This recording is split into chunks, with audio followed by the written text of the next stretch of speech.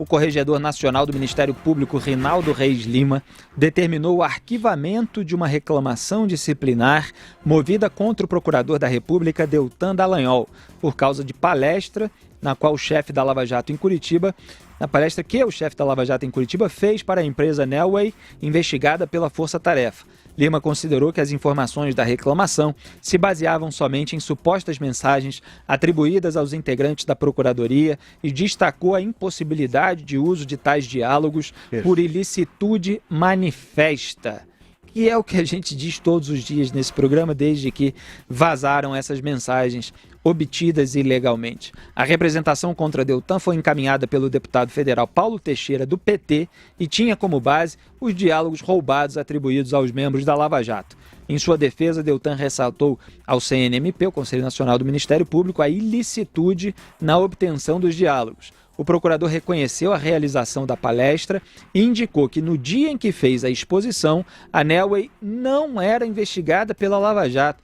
E eu comentei isso aqui em Os Pingos nos Is meses atrás, porque o pessoal tenta falsificar a história, né?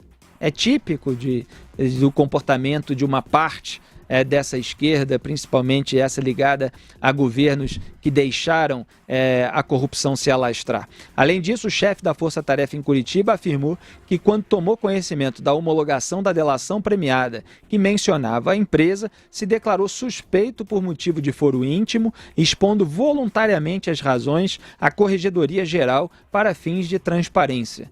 Quer dizer, o Paulo Teixeira só encaminhou essa representação para fazer manchete, para tentar, pelo volume de ações, manchar a imagem daquele procurador que atuou na investigação que levou à condenação e à prisão em regime fechado de Luiz Inácio Lula da Silva, o maior líder petista, porque não deixou outros crescerem à sua sombra. A gente comentou isso em detalhes, quer dizer, o Deltan Dallagnol faz uma palestra para uma empresa que naquela ocasião não era investigada.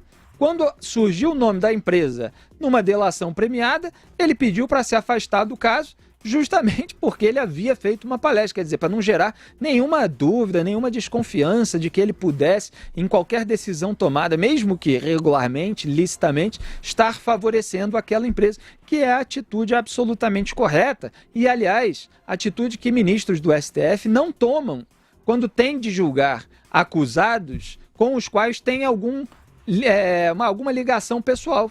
Como, por exemplo, o caso do Gilmar Mendes, que mandou soltar o Jacob Barata, cuja filha o próprio Gilmar foi padrinho de casamento. Porque as restrições ali para suspeição no Supremo Tribunal Federal são muito pequenas, são só alguns casos e tal, mas tem a questão moral que deve prevalecer. E certas autoridades, elas não seguiam por aquilo que está estritamente escrito nas regras, quando se pode gerar uma desconfiança sobre o trabalho delas. Elas moralmente declinam daquela tarefa de investigar alguém com quem já teve uma ligação. Então, portanto, o comportamento do Deltan Dallagnol é manifestamente legal e moral, ao contrário de muitos por aí.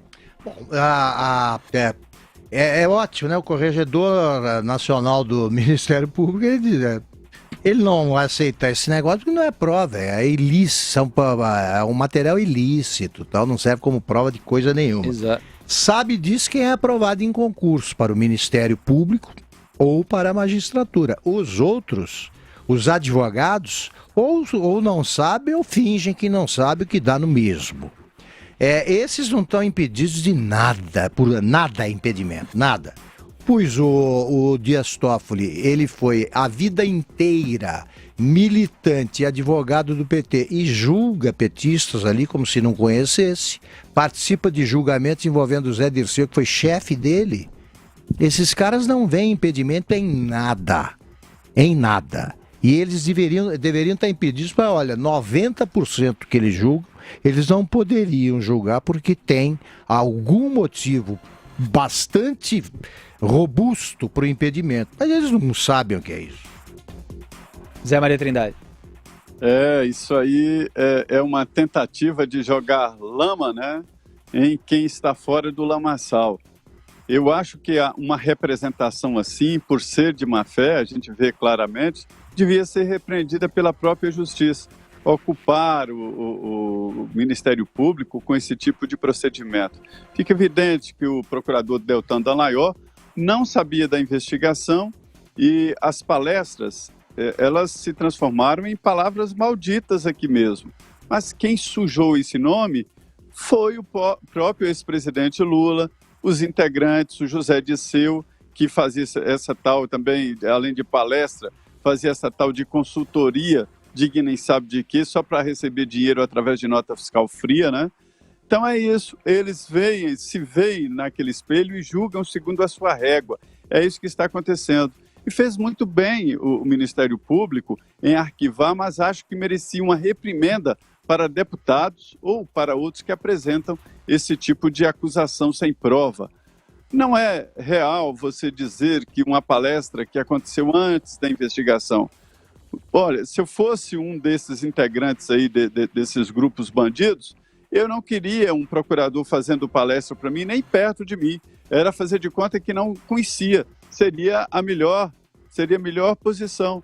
Porque um procurador como Deltan Dallagnol e os integrantes da Lava Jato, eles primam pela manutenção do sentido da Procuradoria-Geral da República, ou seja, do Ministério Público Federal, de denunciar corruptos e bandidos, sejam quem estiver fazendo qualquer tipo de irregularidade. Não é uma palestra que iria impedir isso. Olha, oportunidade de corrupção aí na área do Ministério Público, porque eles lidam com grandes quantias, é só ver quanto eles recuperaram.